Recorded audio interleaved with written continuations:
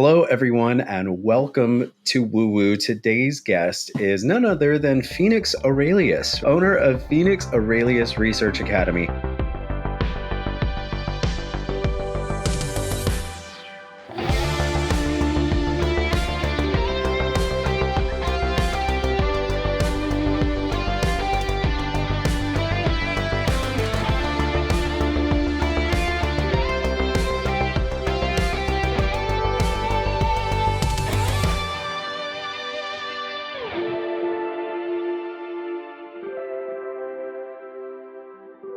Hi, Phoenix. Welcome. Hi, thanks so much for having me, Ray. Thank you for being here. This is okay. So one thing that I want to get into, but would you consider yourself an herbalist? I would. Yeah, I'm an herbalist, a mineralist, a metallurgist, lots of different types of things. So I wouldn't relinquish myself to just herbalism, but yeah, I would consider myself a pretty skilled herbalist in a number of different world traditions, actually. So the only reason why I specifically came out with the question, and people are probably like, Ray, do you not know who you're interviewing? I do. I've spent a lot of time researching you and what you do, but I just want to explain to everyone that your level of what you do, and I'm going to butcher this, so bear with me, because the first time I heard this word was when I found you. Spagyric Tinctures? You are, Spagyric yeah, I Alchemy? mean, you pronounce it better than some people who've been practicing for 40 plus years. Yeah, you can pronounce it Spagyric. Some people also like to make that Y a hard Y and Spagyric. But Yeah. Spagyric is typically more easy English pronunciation for most people. Exactly. When I was going through your bio, you have a deep background with herbs since you were 16, right? Like you were foresting them and harvesting them, I should say, and making tinctures. But a lot of, nowadays people are like herbalists specifically by profession, and they have a certification that I got online or something. And, I just want to be clear about what we're talking about today. Would you consider what you do part of that type of community, or what separates Spagyric from just traditional herbalism? This is actually a really great question. I have to answer that semi-technically first, and then we'll get into layman's stuff. So the semi-technical differentiation is that Spagyiria is actually, you would use the term Spagyiria or Spagyric in the same way that you would use the term pharmaceutical or Ayurvedic or traditional Chinese medicine. It's an entire system of medicine that is unique unto itself, and it has its own systems of diagnosis and treatment historically, has its own pharmacopeia, it has its own therapies. So Spagyiria was, from the 1530s until about the 1700s, was really, really popular and was, treating things like syphilis and scurvy and the plague, tons of different types of things. So it's an entire system of medicine on its own. Now, the layman's terms is that most people, including myself, when I learned about Spagyiria, I had to take a deep dive to learn that it was a full system of medicine, because it has been fractionalized over the centuries to essentially be like an advanced form of herbalism. And even a lot of the best alchemists of the 20th century called it like herbal alchemy in their books. And so in the more recent centuries, it's taken on a little bit of a different type of feeling. So there's some basic things that separate modern day spagyric practice in terms of just making spagyric tinctures from making herbal tinctures. But the biggest thing is that we take a wide variety of energetics into account. So as spagyrists, we philosophize that everything has a soul, a spirit, and a body to it. And we work philosophically. We don't work chemically or nutritionally. We're not trying to get the most amount of active constituents or the most amount of constituents, period. What we're trying to do is to isolate the soul of the material, the spirit of the material, and the body of the material, and put them all together.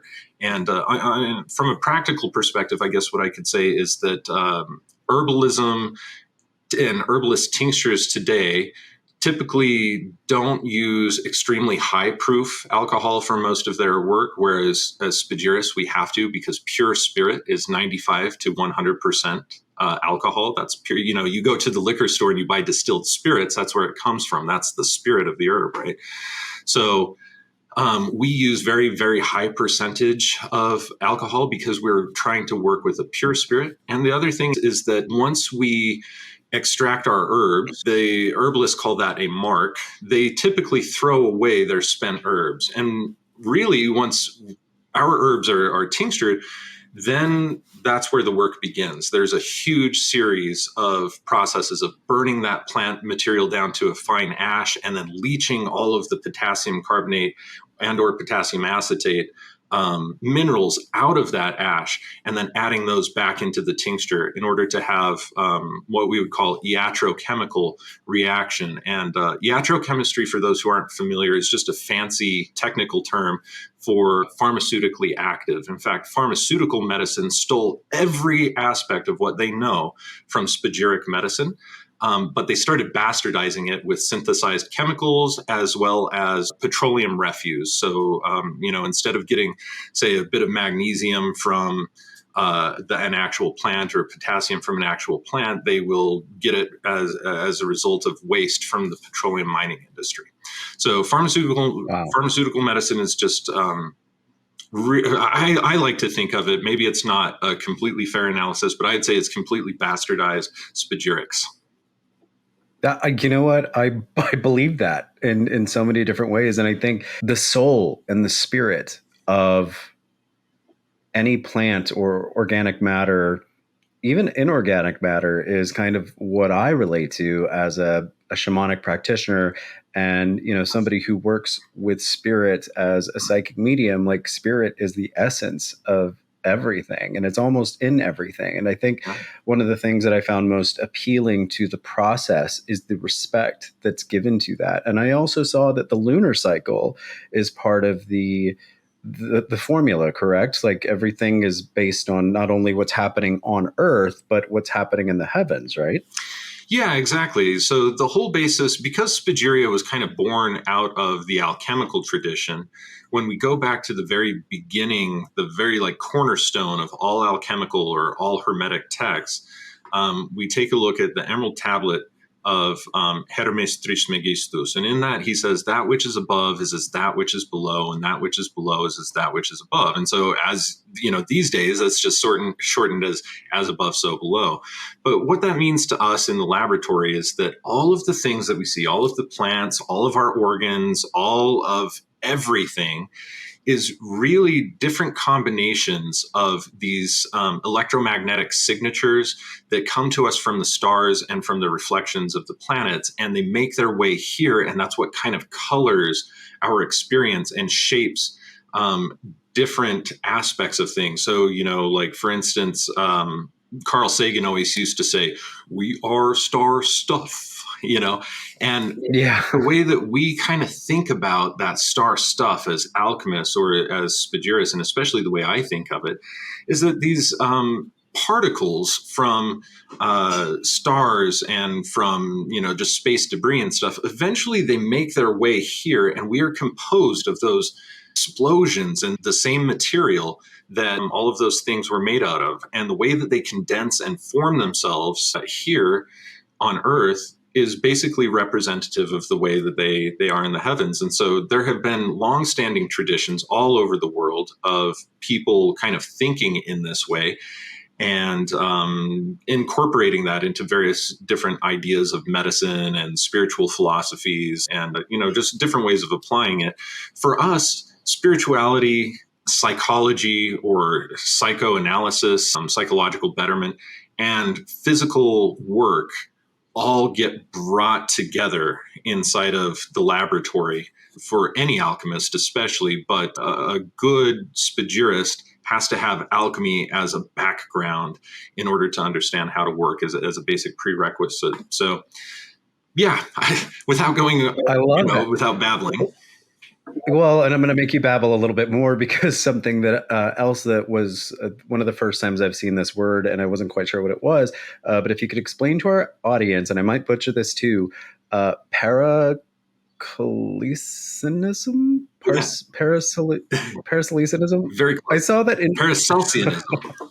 Paracelsianism. You guys get your thesaurus out for this episode. I'm just Seriously. saying, and dictionary. Can you explain what that is? Because I saw you using that intertwined with Hermeticism, kind of in the background. What does that mean, and how does it play a role in what you do? This is kind of the cornerstone. So that's a very good question. So Paracelsus was a man.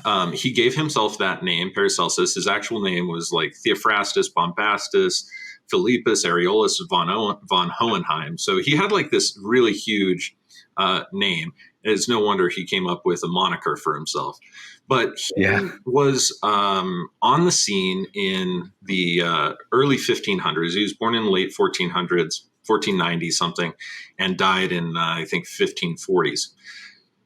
In the 1530s, he had created his own system of medicine, which he called Spagyric medicine, and it was based in alchemy. Now, anybody who's ever heard about alchemy probably knows that it has a reputation that it never really recovered from because of fake people claiming to be alchemists in the Middle Ages and the early Renaissance.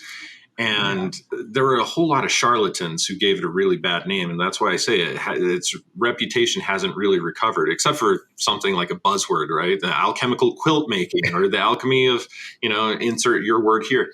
So with that being said, Paracelsus came up with this idea that alchemists should not be attempting to turn lead into gold, although he wrote many tracts on that too and said, if you're going to do it, here's how to do it.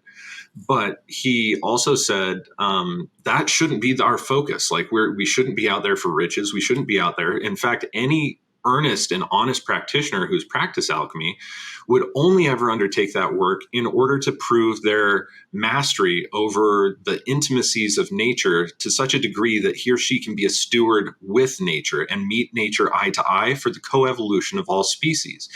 And once you take on that role, especially as humans, your role extends to other humans, to being in service to humanity.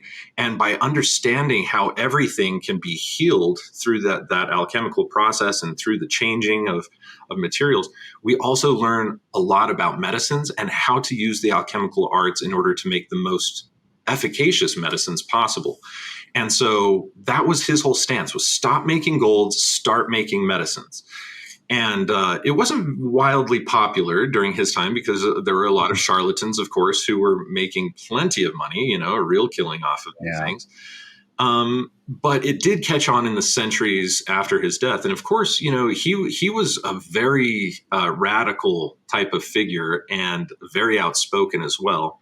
But he was able to teach medicine in Basel University in Switzerland for a short time, and he attracted a good number of students. And he was a very prolific writer. And during his life, he had a good number of very, very dedicated students. And then after he died, his works almost got like proselytized to this new level of popularity, especially in England and France. And we refer to those as the Paracelsian physicians because they were using his form of spagyric medicine in order to treat people. Sometimes they were also called chemical doctors. Chemistry hadn't been created, but chemical was. And so they called them the chemical doctors or the Paracelsian physicians when we look at them historically these days. So Paracelsianism is the term that historians give to that corpus of medicine, although Paracelsus himself called it spagyric medicine. So they can be used interchangeably. They're very synonymous. And my work has been essentially to take Paracelsianism or spagyric medicine and the entire tradition as it's developed from the time of Paracelsus until the modern day, and to be able to look at that under modern scientific lens and under clinical lens, see what works, see what doesn't, add things that we might need to add, take things away that maybe aren't really that efficacious, and to represent this for a modern audience for the 21st century and beyond. Thank you for explaining that. I think that's really fascinating. And you were talking about how people wanted to transform gold into riches or transform things into gold, right? In alchemic practices, isn't the principle of gold is that it has some sort of special high vibrational frequency, spiritually or magically speaking? Would people be doing it for the same reason, or are you basically saying that things were so corrupt back then that the heads were completely in the wrong game? Those who say don't know, those who know don't say. So those who were doing it for the right reasons were typically the individuals that you didn't hear from. They weren't trying to sell anything. They kept their work to themselves. But Got it. because it offered such promise, like for instance, there were just like a ton of different empires. So like Queen Elizabeth was working with Dr. John Dee and Edward Kelly, and they were alchemists and they were trying to create gold, and researching this for England. You had people from all over the world who were trying to do this. In fact, Rudolf II had a whole station for alchemists in Prague, where they would come from all over the known world at that time and come and study there and share ideas and different types of things like that. And governments were really, really hot on the idea that they would be able to manufacture gold. And so you would get a lot of different alchemists who would make these claims and then oftentimes disappear in the middle of the night with huge amounts of money from crowns and principalities and things like that. And then you also saw it on a smaller scale too, where you would get people with pie in the sky kind of ideals, thinking that they can do something, but being way out of their comfort zone and making promises that they can't deliver on. And then there were just flat out charlatans as well. So it wasn't just so black and white as was it this or was it this? There was everything kind of going on. But the ones that were practicing in honest and earnest, and the ones who we typically have surviving extant literature from, they knew what they were doing and they kept their mouths mostly shut. That's not why we're doing it. We're not doing it for riches. And of course, gold has a very important significance within alchemy. First of all, it's the only metal that we know of that is completely untarnishable and incorruptible. So you could leave a pound of gold out in the rain for 35 years and it will never tarnish, right? Yeah. To the alchemical mind, this holds the very same archetype, the very same type of thread, shall we say, as the sun itself. And it corresponds to the sun, which is, the source of light, the source of inspiration, the thing that makes things grow, the aspect of ourselves that is illuminated and constantly bright and eternal. And so, that's kind of the concept of why a lot of alchemists were trying to turn something that was tarnishable into gold, is the idea that you can take something that has very little value or a great deal of tarnishability and corruptibility, and through a series of processes be able to perfect its own inner nature to such a state that becomes incorruptible. And in the Middle Ages, and especially in the latter part of the Renaissance, we begin to see a lot of juxtaposition of Christian ideology being in there, that, Jesus Christ was the epitome, the living stone, so to speak, and the way to be able to derive inspiration from scriptures. The process has to go almost exactly the same way, to the point where, Jesus allegedly, as they say, rises again from the depths of hell and is completely corporeal, but also spiritual, and ascends back into heaven and all these different things. So all of that was very, very tied in to that concept. And there were people who were doing things spiritually and claiming that they had spiritual powers and prowess that probably they didn't have. We see that a lot today. Still, there's just a lot to it, I guess, but that would be the bulk of it. I love that. I'm more of a titanium guy, but hearing you just make that beautiful point about gold and how it is not tarnishable and incorruptible, figuratively speaking, it's just, wow. Like, I've never heard it put that way. So thank you. That was very spiritually enlightening for me. I appreciate that. The next thing I wanted to go into is you have been practicing herbal harvesting and tincture making since you were quite young, a teenager. Is there one formula? Well, first, I want to know what your first tincture you ever made was, but I also want to know which one you've maybe done so much in your practice that you could do with your eyes closed that you've truly perfected in your mind. Can you offer that insight for us? Sure.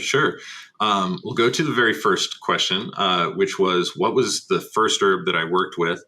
and that was yarrow flower in particular. And here in the foothills of the Wasatch Mountains, we have a tremendous amount of it in the summers. And so as a young kid, wandering around the woods in the summer, I wondered, what is this flower? And it smells kind of peculiar. It's got some very aromatic things. Some people really like the smell. Some people really don't.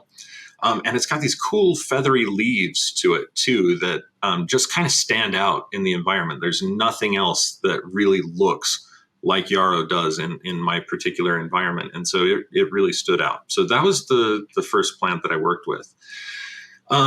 Formulations that I've made so many times, or even single herbs that I've worked with so many times that it's just kind of second nature. Well, first of all, I don't know how to answer that because there's hundreds and hundreds and hundreds of herbs that I have worked with at this point from all over the world. You have a great catalog online. Yeah.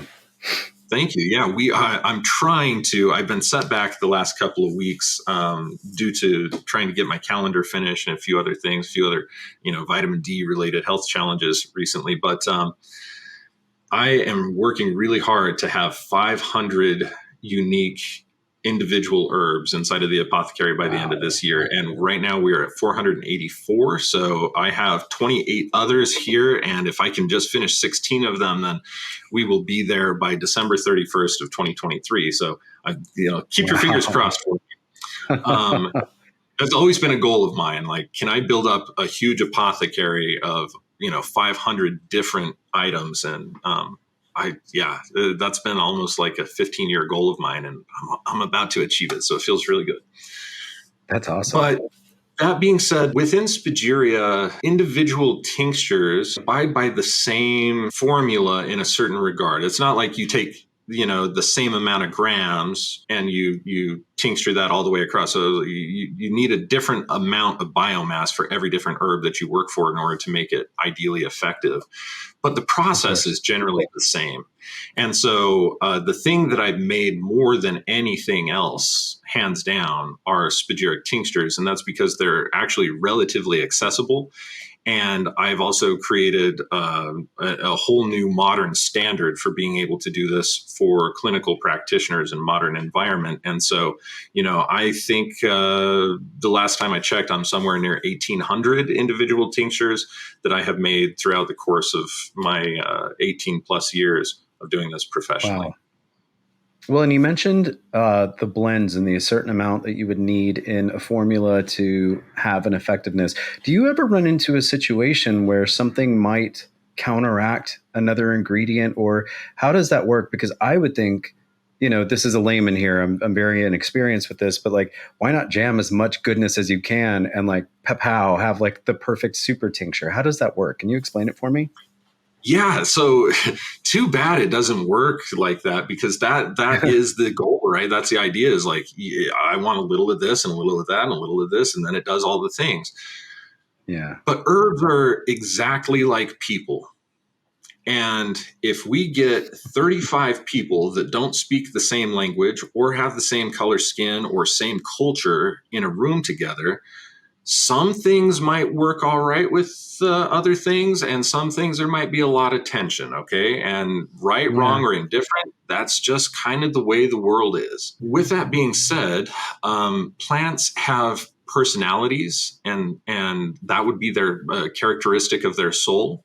And they also have certain phytoconstituents or chemicals, so to speak, that can cancel each other out or have very, very harmful and deleterious reactions by either potentizing something too much or removing the effect of something too much. So depending on how you look at it, so like I'm trained in Chinese herbalism, I'm trained in Ayurvedic herbalism, I'm trained a little bit in Unani herbalism, trained in, of course, Spagyric herbalism, in Western herbalism, Greek herbalism. I mean, I could just go on and on and on. I love studying world medicine traditions and just gathering as much knowledge as I can from all these different plants and how they work.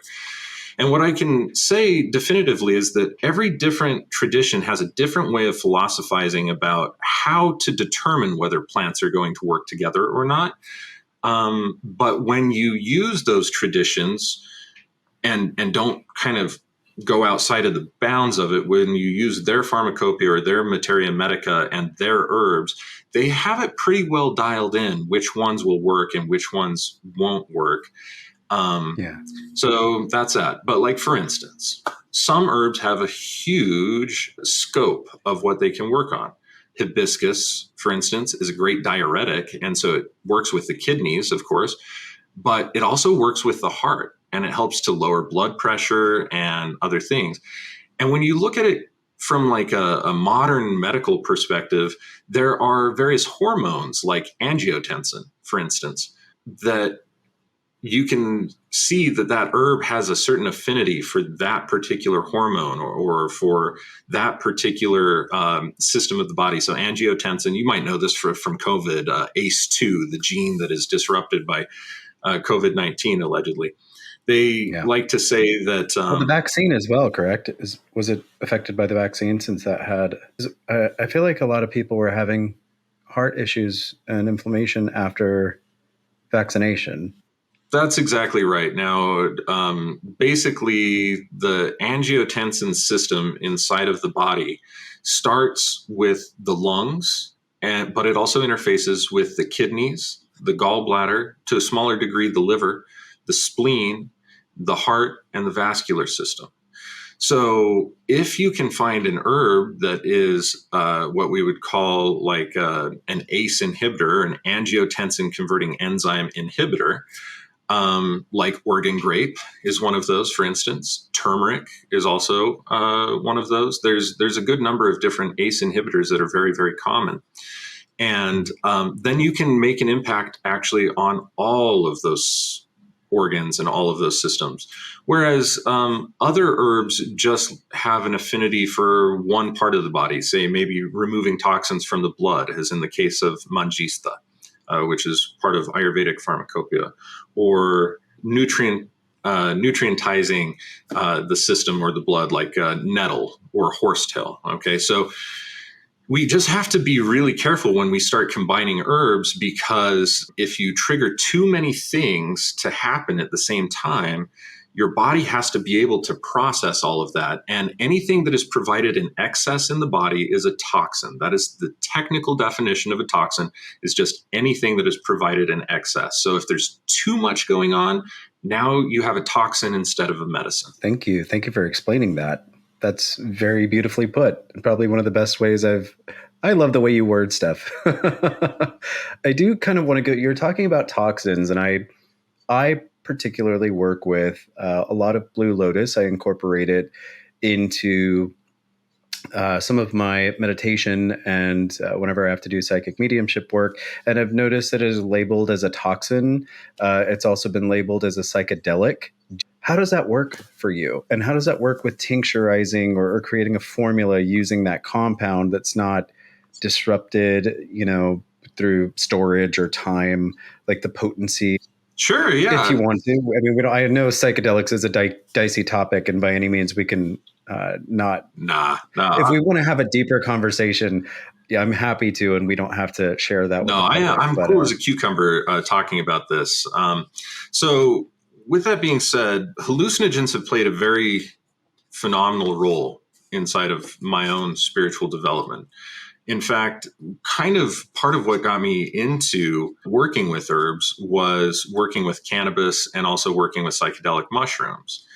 And when I was a teen, I didn't have a context for what a healthy or respectful relationship with those things could look like, and as most teens would not, especially in modern American culture, right? So I had to kind of stumble my way into what I felt was a healthy relationship. And I was looking towards people like Terence McKenna and Ralph Metzner and other individuals who were part of MAPS and, the multidisciplinary organization there.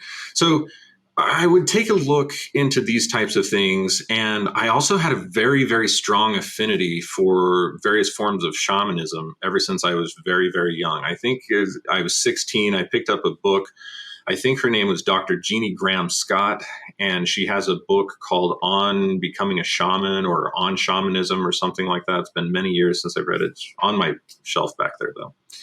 That just kind of always resonated with me, utilizing plants and animals and unseen forces and energies to be able to heal and bring balance to psychological and physiological and spiritual aspects of our being. And so very quickly, I think it was maybe the second or third time that I had ever taken a psychedelic, I was taking mushrooms and ended up, it was kind of in a party environment, and I ended up secluding myself and sitting in a closet and just meditating for about 5 hours. And during that time, prior to this, I had wanted to become a Catholic monk with priesthood abilities because I wanted to be able to administer holy rites to individuals, sacraments and things. Yeah, I definitely wanted to live a monastic life for a while. I was highly torn because I also wanted to be a professional skateboarder. But as soon as skateboarding was off the table, it was like, okay, my monastic or holy life, and somehow.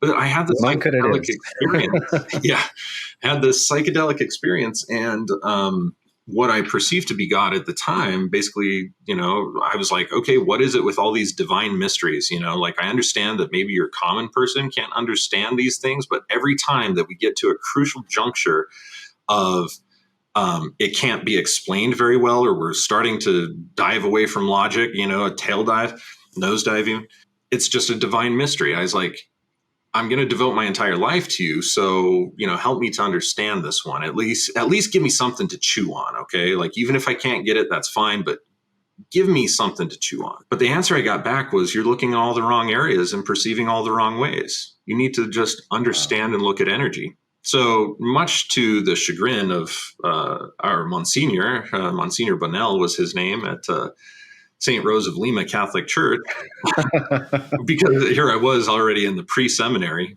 training to become a priest at 16. Yeah. Love that. I go into confession for the last time the next day and told him, well, I don't believe in God anymore, at least in the conventional way. And I am just going to, I'm kind of agnostic and looking towards energy and quantum physics and other answers. And they were like, well, can you think about this a little bit? And I was like, no, I already thought about it. I'm completely, and that kind of set me on my path. So ever since that time, I've had, a wide number of experiences with various forms of psychedelics. My own experience is that I don't like synthesized psychedelics. It didn't take me long to figure that out. Not a big fan of LSD.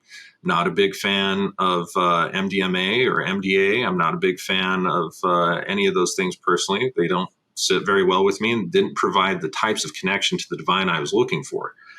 Later in life, I was maybe 18 and a half, 19, when I opened up Diviner's Rights Alchemical Mastery and the Diviner's Rights Natural Lifestyles program. And a big portion of my income, like 80% of my income at that point, was by taking ethnobotanical substances like blue lotus, Amanita muscaria mushrooms, Salvia divinorum, kratom, dozens and dozens and dozens of ethnobotanicals, and being able to get them out to people. And that was the whole concept behind the business Diviner's Rights, is that it's our right to be able to contact the divine.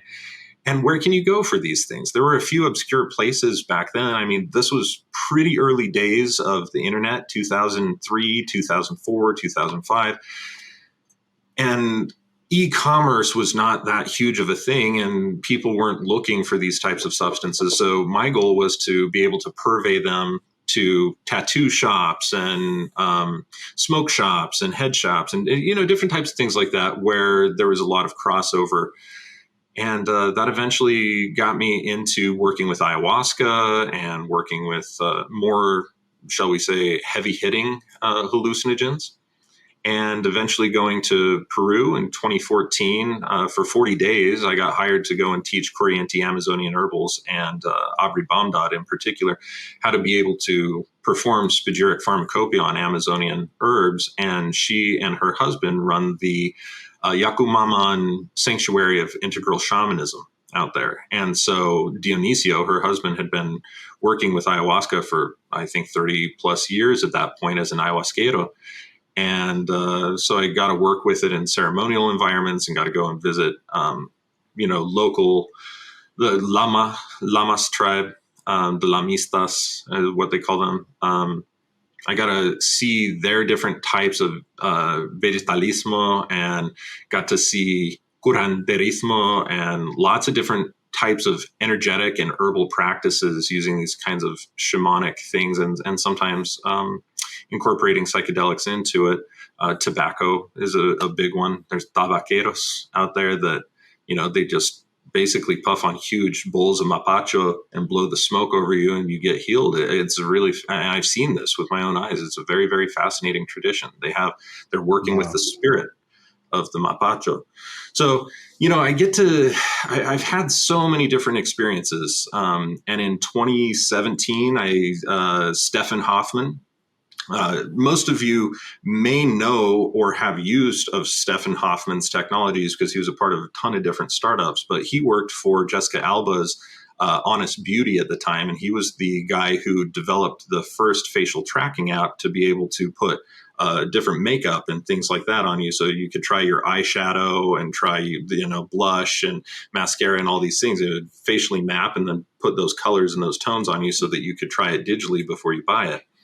And see. So he's the reason why I'm going to be out of a job soon. Thank you. Right? Yeah, exactly. I'm kidding. He developed that app for that company, and he wanted to do another startup. He had just gotten into psychedelia by a friend who invited him to do iboga.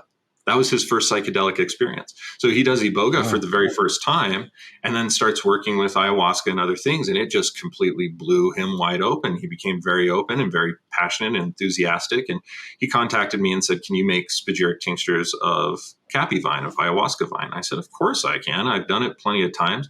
And if you ask me, it synergizes best with cacao. If you throw those two together, then you have a really good experience. There's no DMT to it, but it helps you to run this dual state of consciousness where on one hand, you're just running just like you would every day. I'm driving, I'm looking at the lights, I'm stopping, I notice the distances between the cars, spatial orientation, it's all normal.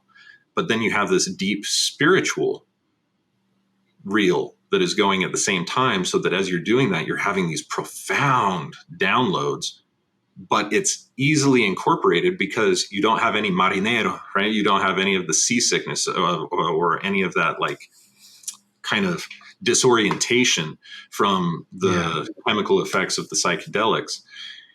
And that was really kind of, although I had played with San Pedro, Huachuma, I played with lots of different types of substances before that.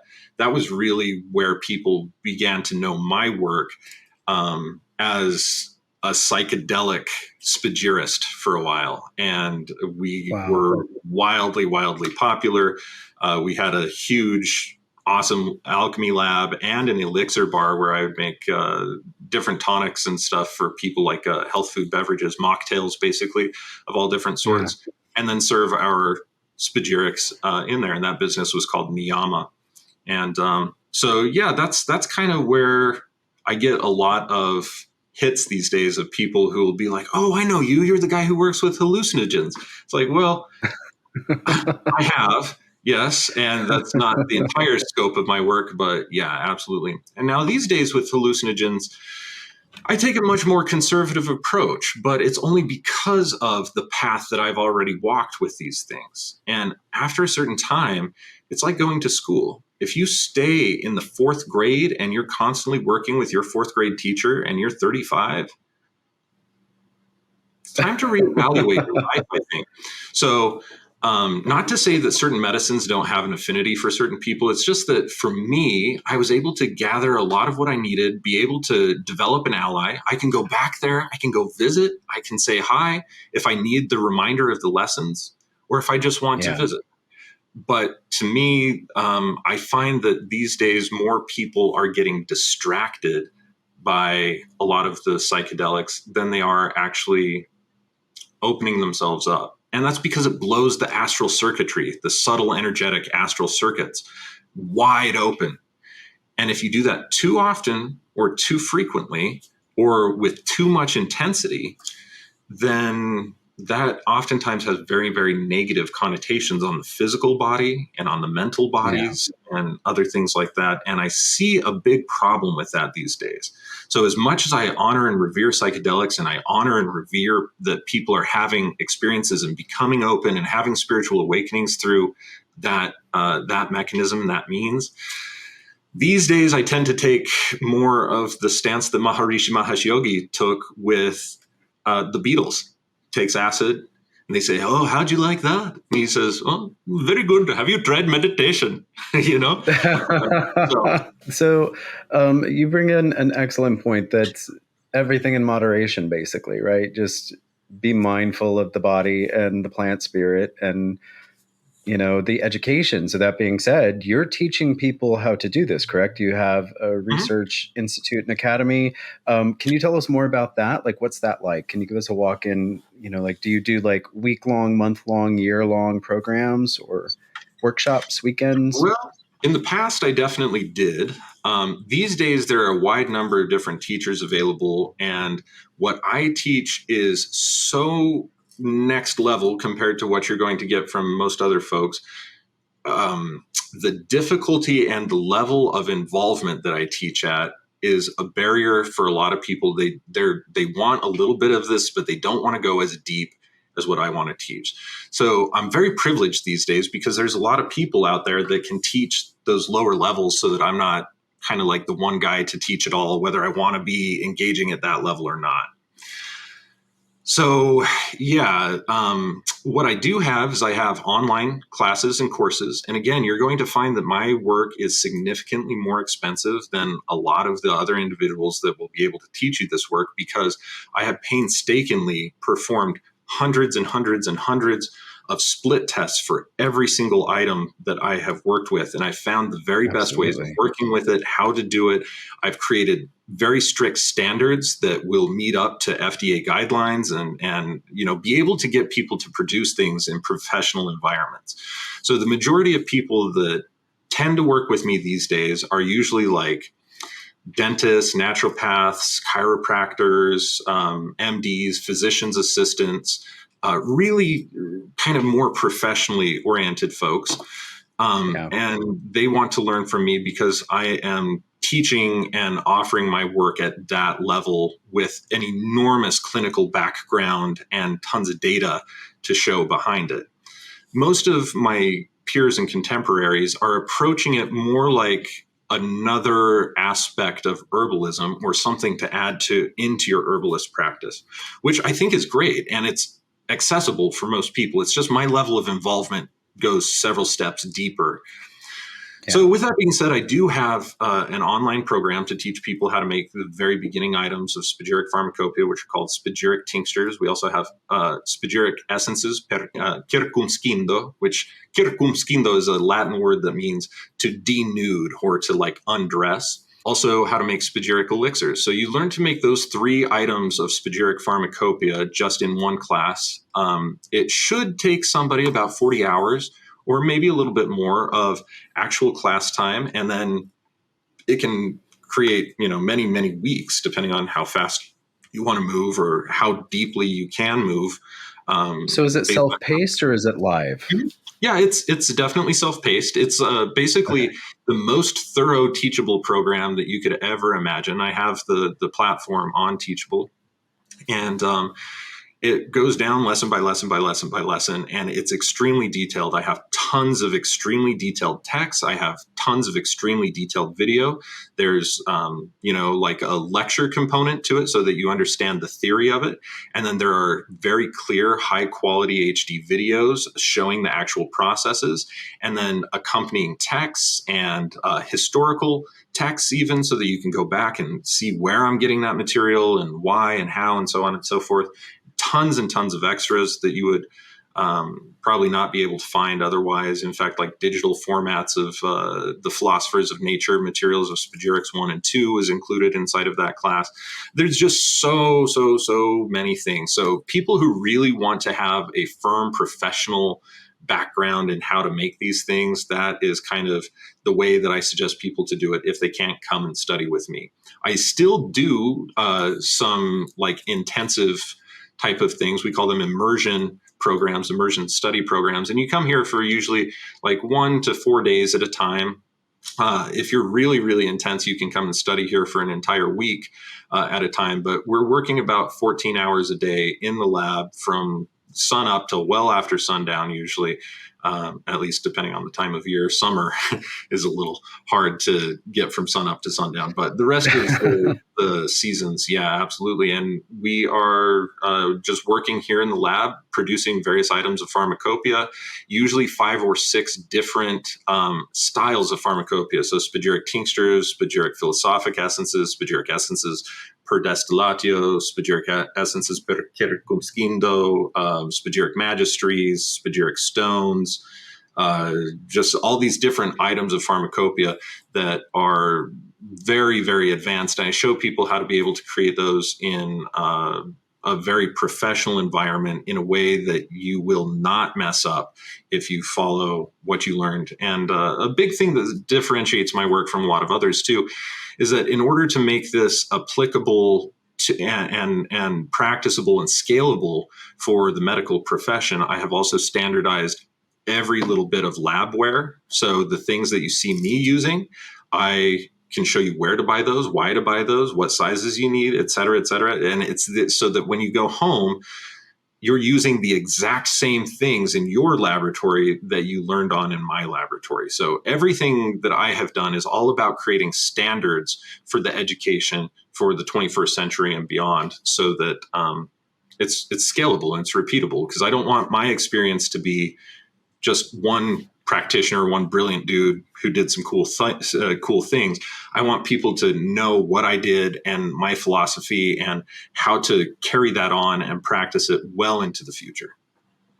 Absolutely. And I can definitely say, in short, he's the real deal. So, and as you were saying before, all of the time, the effort, the investments that you've made to be able to get to the point where you are, I think your programs and what you have to offer are relatively inexpensive, especially for people working in this profession. So, guys, definitely keep that in mind. I probably should have said this before, but guys, I haven't had the chance to try any of his products yet. So, I do plan on. I have my own little wish list of Phoenix Aurelius tinctures that I plan on adding to my pantry. But I haven't done it yet. So that being said, this isn't sponsored. This is purely Phoenix being generous with his practice and with his education. And so, no, it's not sponsored at all. I did want to ask, because holiday season, right, is like cold and flu and all of that type of season. Do you have 3 tinctures that you sell that can help with that, with if people that are trying to combat the holiday cooties? Yeah, absolutely. Now, I'm glad that you asked about 3, because we have to cater this to the constitution of the individual. In Spagyric medicine, we have 3 different types of primary constitutions. We call these sulfurous, mercurial, and corporeal. For those who are familiar with Ayurvedic constitution, sulfurous is like pitta, mercurial is vata, and corporeal would be like kapha. So they're not exactly the same. There are a couple of minor philosophic differences, but for all intents and purposes, they are the same. So for people who have a very fiery disposition, they would suffer from things like excess stomach acid, excess heat. They tend to get sunburned really easily. They tend to be a little bit more fiery of a personality too. They can get angry or frustrated very easily, those types of things. People who are getting sick during the wintertime who have that type of personality usually are getting sick with diseases of heat, which are like strep throat. And so they will need to have cooling herbs that are astringing and bitter. And so this time of year, Oregon grape, for those types of individuals, Oregon grapefruit would be one of the best ones. Alternatively, maybe say golden seal. Both of them contain a chemical called berberine, which is exceptionally awesome against various different staph and strep varieties. And not only that, but they also work very well with the liver to ensure that, because liver is where we store anger. So they help to detoxify that anger from the body as well by cooling down the liver and helping us to temper that kind of fiery personality.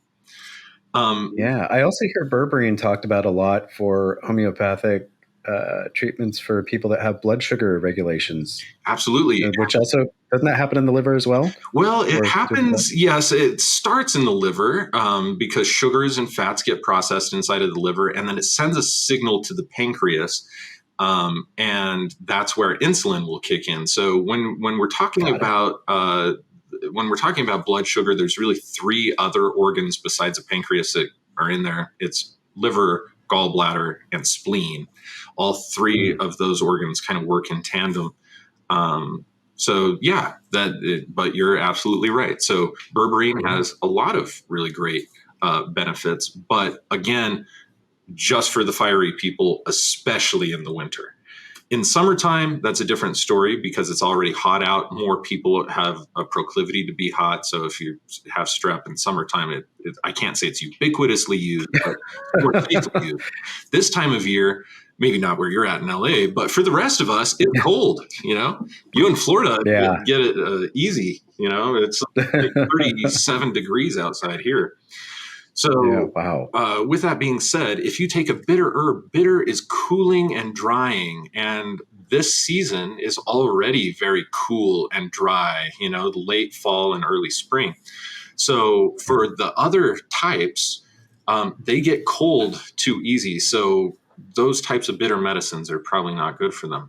So, for the mercurial type or the vata type, they tend to run cold and dry, and they get sick typically because of colon function. Their colons aren't moving right, their digestion isn't moving right, their expulsion isn't moving right. And so, taking triphala would be a really awesome thing. Triphala is actually not one herb, it's three herbs in a single formulation, and there's three different fruits. And this comes out of Ayurvedic pharmacology, materia medica, but it's the haritaki, bibitaki, and amlataki fruits, and they synergize very well, and they especially eliminate vata in the seat of vata in the colon, and so they help to expel waste, and they're very rich in various different electrolytes, calcium, magnesium, potassium, etc.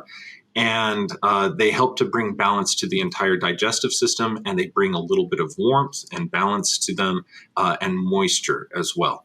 So that one is a really fantastic one for Vata-based individuals. And in fact, actually, Triphala is so safe for all different types that it can almost be ubiquitously used by anybody who has slow or sluggish digestion this time of year. Thanksgiving and holiday meals coming up, drinking Triphala tea or taking a Triphala Spagyric tincture help combat that sluggish digestion is really going to help. As an alternative to that, for people who maybe don't have any digestive issues but are having some dry and like dry cold kind of symptoms, dry cough, things like that, you could use, say, ginger or alpine galangal or alpine turmeric, various warming type herbs that are moist and warming, and they'll bring that warmth back to the body or back to the system that is being affected.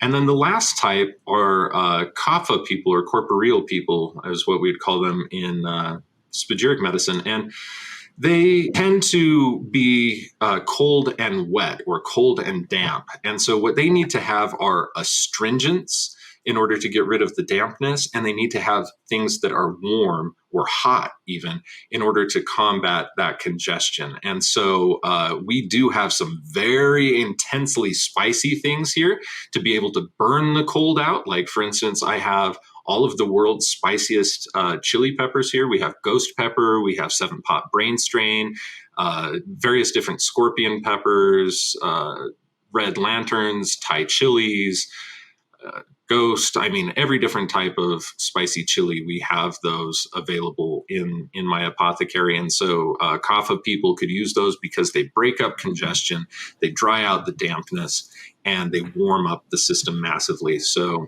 there are those. And they could also probably benefit very greatly from something as simple as, say, ginger as well. because ginger increases the movement of the blood, and it also helps to break up toxins inside of the body very, very well. And those are things that those kapha or corporeal people tend to have a lot of. So yeah, those would be some ideas for folks who are out there who might have those different types of constitutions. Yes, and I got to say, mind blown again, using everything about hot and cold and all of these things that I have heard in Ayurvedic medicine. I don't know why I just never really thought about it before. You make it seem so achievable and attainable. I love the way you put everything. So thank To you. me, yeah, you're welcome. And to me, it just seems really simple because it's approachable. Okay, it's like Yes. we all know what hot and cold is. We know what warm and cool is as different grades of heat and cold. And we all know what dry and wet is and various grades in between there, right? So if we can just ask somebody, tune in, does your situation, for instance, do you have a dry cough? And is it heating? Do you have a fever with it? If so, then it's hot and dry. And then you would know that in order to balance hot and dry, you need to have cool and moist, so from there, then it's just like, hey, I have these conditions. What herbs would you suggest? You're hands down probably one of the coolest people I've had the opportunity to meet in 2023. I'm so glad we could connect. I do want to tell everybody that you can find Phoenix Aurelius on Instagram. I'll put all of his links in the bio. Check out his website for sure. And I do want to ask Phoenix if you have any words of wisdom or anything you want to leave with our audience. Words of wisdom. Oh boy, you put me on the spot there. One thing that I think applies to just about everybody right now is to remember to tap into your inner healer. There is nothing that any practitioner will know that your inner healer does not. And all it is your own internal sense of intuition about what is going on with you. And all you need to do is really sit down and try and speak to that aspect of yourself. Just quiet. Quietude will allow it to come out. And check with that first before anything else, because it already knows everything that is ideal for you. And, in the Spagyric catalog, we say, only when the inner healer is exhausted do we turn to the outside for help.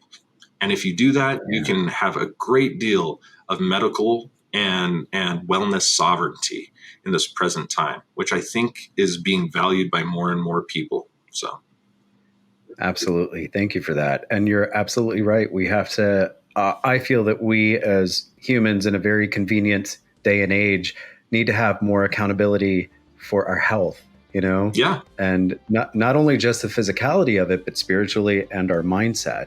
And I can't think of anybody else who has a brand or a business or an education system like you who can be able to help souls on their journey. So thank you so much.